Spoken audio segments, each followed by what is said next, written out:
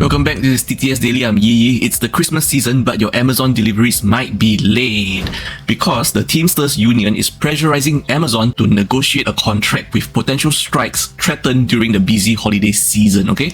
Workers at Amazon facilities in New York City, Southern California, Illinois, Atlanta and San Francisco have voted to authorize strikes if Amazon does not engage in bargaining. And this union has set a deadline of December 15 for Amazon to start negotiations. Guess what? We are past that deadline now, okay? Amazon has historically resisted unionization efforts, ignoring workers' rights to organize and negotiate, okay? Workers claim that Amazon's focus on speed and efficiency leads to injuries. However, Amazon counters by saying that they offer high wages and use automation to reduce stress. What do you think? All I'm stressed out is whether am I going to get my Amazon deliveries on time before Christmas.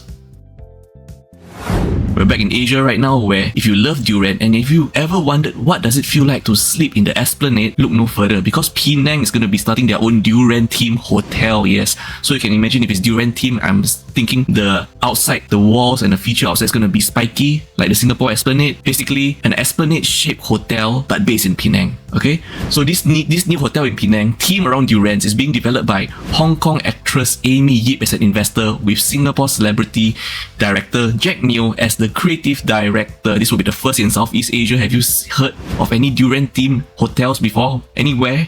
Okay? And they will be blending Singapore and Malaysian cultural elements, okay? Amy Yip sees the hotel as a homage to Malaysian tourism, emphasizing her love for durians. The hotel designs will draw inspiration from Jack Neo's movie The King of Musen King, Mao San Wang, focusing on the cultural significance of durian in both Singapore and Malaysia, okay? The architecture will mimic durian shapes with themed lighting in sights. So I'm just imagining a building shaped like a durian, like Singapore Esplanade, like I've said, and inside you'll be seeing a lot of plastic lamps shaped as durians. Okay, there'll be an exclusive durian restaurant inside offering dishes like durian hot pot, ice cream, coffee, milk, you know, whatnot. You have durian rice, durian noodle, yeah, okay. As you know, durians have a very strong pungent smell and they are often banned from bringing into hotel rooms. There's a lot of hotels that serve durians in their restaurant, but you're not allowed to bring durians and consume durians in the hotel room, usually in Singapore. If you do that, they will charge you a cleaning fee. I'm just wondering, I'm just thinking out loud right now.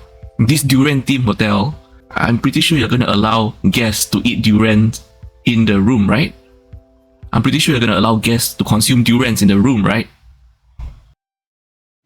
We're back in Malaysia, JB right now, Johor Bahru, where this shocking burglary took place, okay?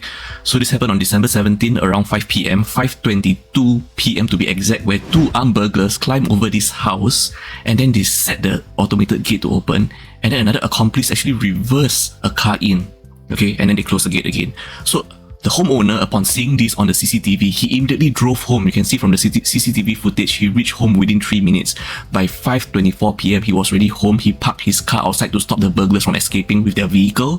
He confronted them and they got into an altercation. So that's why we are not able to show you the full video footage here, but we'll be able to show you some segments and screen caps. Because of the high impact action nature of the altercations, the man even called help from several relatives. A man arrived to help him, another woman arrived to help him. They were both armed with long objects to defend themselves and to, you know, chase the burglars away. The burglars themselves are armed with sharp objects. You can even see the man defending against the burglar with his bare forearm. And he even tried to stop the burglar from leaving by yanking their door open.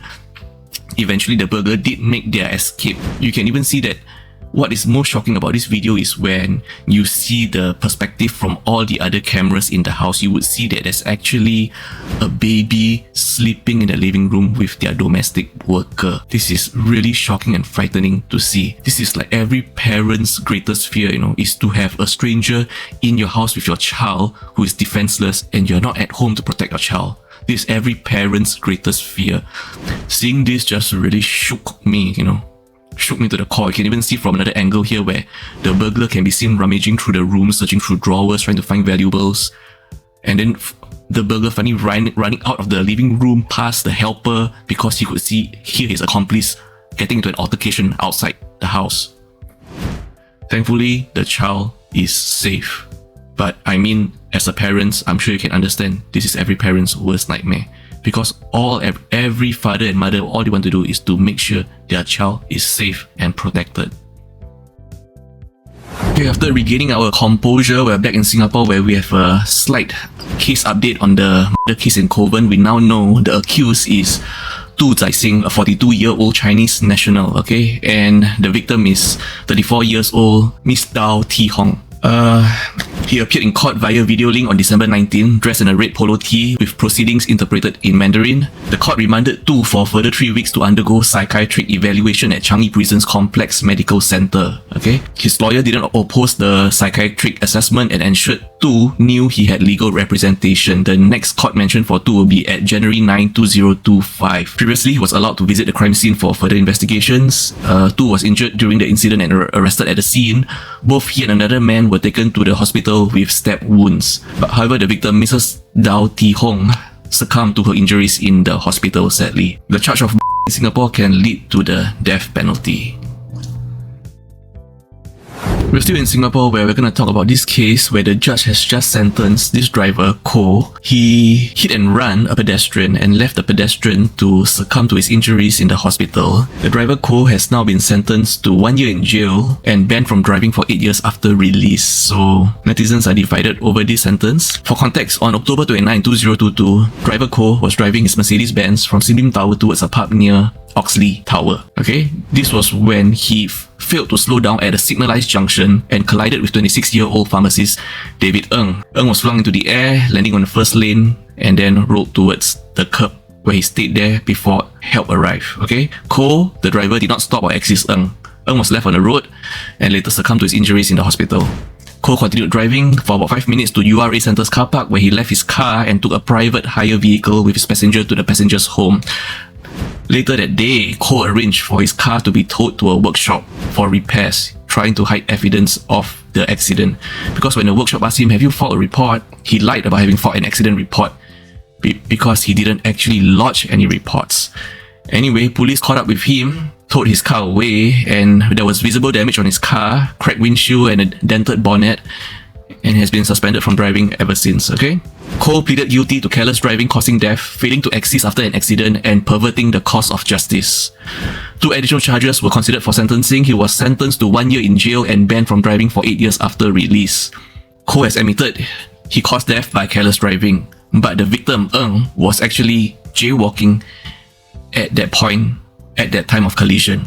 However, Ko was also speeding. He was speeding at 70 kilometers per hour to 90 kilometers per hour in a 50 kilometers per hour zone. That is over 20 kilometers per hour, the speed limit at the point of collision.